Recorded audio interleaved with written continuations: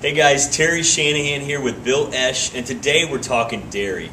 There's so much controversy about dairy and if dairy is okay to have in your diet, and if you're a strict paleo eater, you know that you need to eliminate dairy. And so many times people ask why. And so Bill, tell us why we shouldn't eat dairy. Well, the reason that we shouldn't eat dairy is because 99% of the time that we consume it, it's pasteurized. What pasteurization is it's a heating of the milk to kill off all the bacteria. The issue with it is that not only does it kill off all the bad bacteria, but it kills off all the good bacteria, all the enzymes, and it denatures the fats and the proteins. So there's a lot of heat unstable proteins and fats.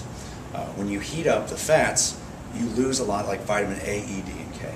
Okay. When you heat up the proteins, they denature and they don't become as biologically available, and they're similar enough to human proteins that they can cause an autoimmune response.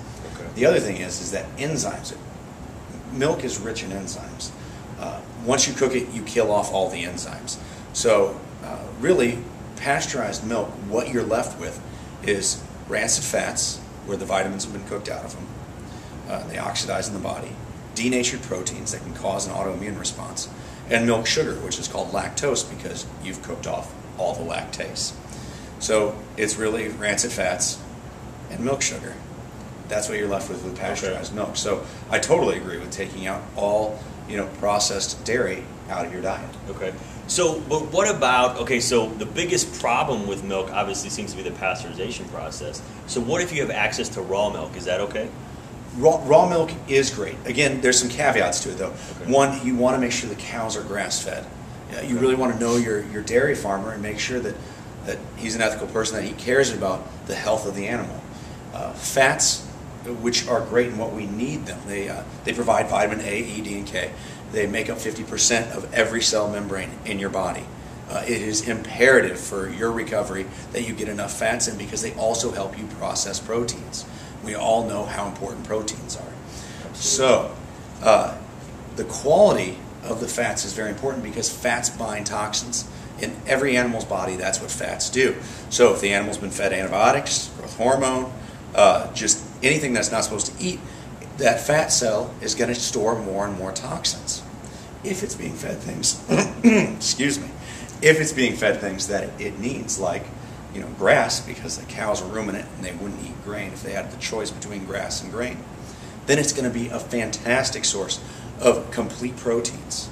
It's going to have a decent carbohydrate base to it. It's going to be rich in enzymes, which most of us are very depleted in. It's going to have a good source of acidophilus. Okay. It's going to have a really great source of fats. So in its raw form, it is a fantastic nutritional food source. Okay. So Bill, what are some of the differences between raw milk and pasteurized milk? One of the best examples that I've ever heard, the difference between raw and pasteurized milk, is that if you were to take skim milk and you put it in your fridge and you let it sit back there, and you take a bottle of raw milk and you put it in the back of your fridge and you cover the tops and you let them sit back there for like a month. Well, when you pull out the skim milk, you wouldn't touch it with a 10-foot pole because it's rancid. But when you grab the raw milk, it's actually technically healthier because now it's become soured, or even like turned into like a kefir base.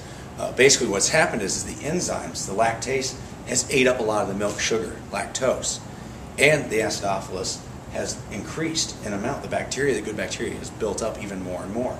Now, a lot of people don't really like soured milk that much because they like the sweetness of the sugar in it. But it's technically a fantastic nutritional source. It's even better than the milk because you're eliminating the sugar. That's great. So Bill, one of the big things that I know a lot of times when I'm telling people that to eat raw dairy, they're very, very scared of the fat. So does raw dairy have too much fat in it? No, it absolutely does not. Saturated fats are essential. They provide you with vitamin A, E, D, and K. They'll provide you with more cholesterol. More cholesterol is a good thing a lot of times, especially, dietary cholesterol only makes up 10% of your overall cholesterol. Sure. Cholesterol is a precursor to every hormone in your body. It's an antioxidant and an anti-inflammatory agent. And so getting it from your food sources is a necessity. especially when you're talking about repair of the body, because what it's doing in the arterial walls is it's usually cleaning up oxidative damage.